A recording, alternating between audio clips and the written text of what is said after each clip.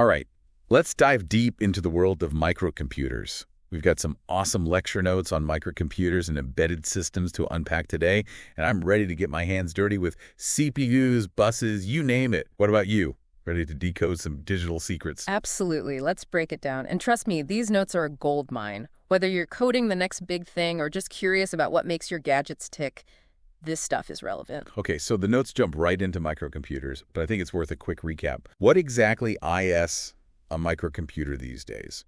For those of us who aren't building computers from scratch.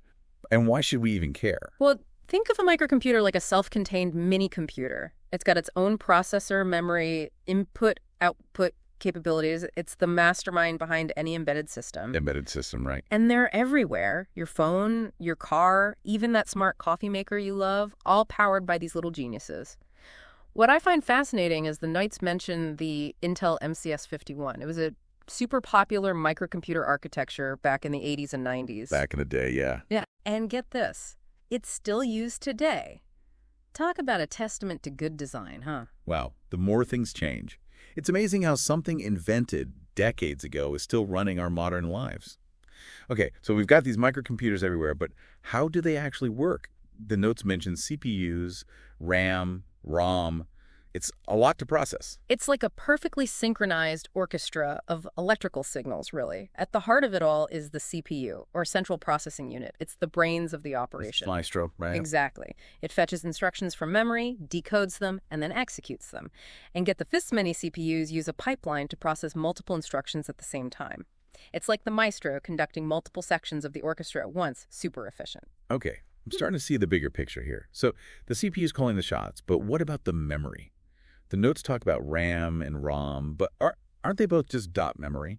Right, but they have different roles to play. Think of RAM, or random access memory, as the microcomputer's short-term memory, like the CPU's notepad, storing data that needs to be accessed quickly, whatever the task may be.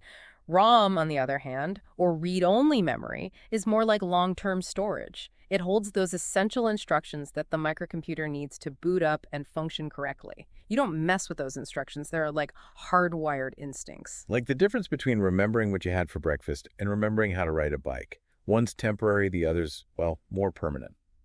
Okay, so we've got the CPU thinking, the memory holding on to information. But how does all this data actually move around inside the microcomputer? The notes mention something called a bus.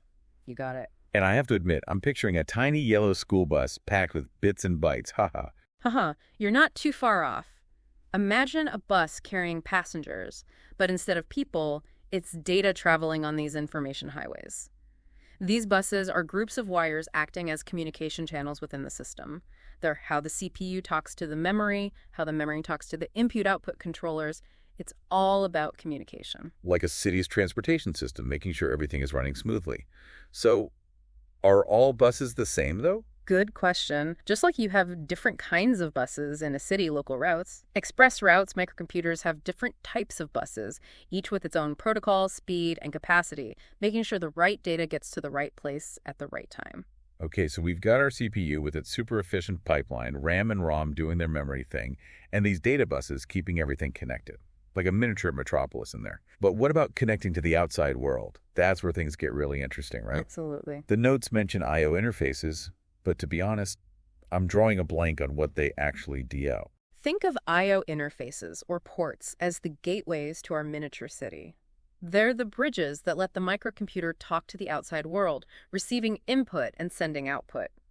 It's how your keyboard sends signals to your computer, how your smartwatch connects to your phone. Oh, I see. How your car's sensor knows when you're too close to the bumper. Everything. It's the handshake between the digital world and our physical reality. So those USB ports on my laptop, the headphone jack on my phone, those are all I/O interfaces. Exactly. Suddenly, I'm feeling very connected. But if these interfaces are how we communicate with microcomputers, what about the language they speak? The notes mention something called instruction set architecture, or ISIF. Right. And honestly, that sounds a little intimidating. It's not as complex as it sounds. Just think of ISA as the native tongue of the CPU, the set of instructions that the CPU is hardwired to understand. And just like any language, different IS have their own unique vocabulary and grammar. Makes sense. Some ISAs are very compact, super efficient. while others are more complex, but they offer greater flexibility.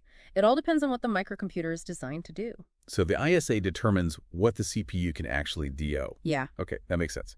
The notes mention ARM and RACV as examples. Mm-hmm. Are those like the English and Spanish of the microcomputer world? That's a great way to put it. ARM and RASCV are two of the most popular ISAs out there.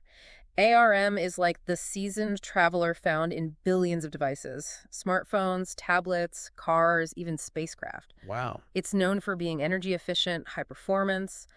RACV, on the other hand, it's like the up-and-coming star, open source, and it's gaining traction quickly. Interesting. Incredibly flexible, customizable, makes it a favorite in research and for specific applications. So it sounds like the world of microcomputers is becoming multilingual. But with all these different ISAs out there, how do programmers actually write code for these tiny titans? It can't be as simple as typing in English commands, right? You're right, it's not quite that simple.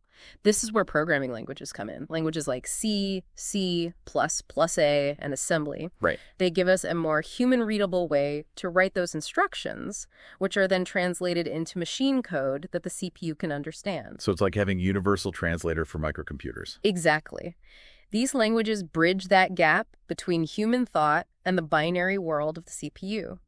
Programmers can focus on the logic, the functionality of their code, and these languages act as interpreters, converting those instructions into the specific machine code that the CPU understands. That is so cool. It's like this hidden world of communication happening right under our noses, enabling all this incredible technology. So we've got the hardware, the CPU, memory, buses, and the software, the ISA, and the programming languages. It's this perfectly choreographed dance between the physical and the abstract. That's a beautiful way to put it.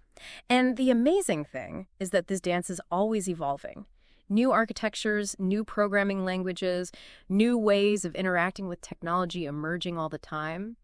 The world of microcomputers is a true testament to human ingenuity and our desire to create, to connect, to explore. It's mind-blowing when you think about it. We've gone from these clunky computers to these microscopic marvels we carry around in our pockets. I know. It's like science fiction became reality. Yeah. Speaking of science fiction, the notes mention this universal machine concept. What's that all about? It sounds pretty futuristic. Yeah, it's a fascinating concept. It goes back to Alan Turing in 1936. He envisioned this machine that could simulate any other machine. Oh, wow. Basically compute anything that was computable. A revolutionary idea back then. So it's like the ultimate computer, right? Capable of doing anything. Was he building an actual machine, or was it more of a thought experiment? It was a theoretical concept, but a powerful one. He wasn't building a physical machine at the time, but he was really defining what a computer could be. Interesting. And the thing is, with microcomputers becoming so powerful, so affordable, we're actually getting closer and closer to realizing Turing's vision. Wow. So we're taking this abstract idea from almost a century ago, and now it's driving the technology we use every day. That's incredible. As we wrap up our deep dive into microcomputers, what's the one thing you hope our listeners take away from all of this? I think the biggest takeaway here is that microcomputers aren't these mysterious black boxes that we don't understand. They're actually intricate systems built on these really elegant principles of computer science. From those tiny logic gates all the way up to the software we use every day. It's amazing. It really is. A testament to human ingenuity, our desire to create, connect, explore. And with technology evolving at this pace, who knows what we'll be talking about in another few years. Right. It's been fascinating exploring the world of microcomputers with you. Thank you so much for joining us today and walking us through all of this. My pleasure. And to our listeners, thanks for tuning in to this deep dive on microcomputers. We'll see you next time.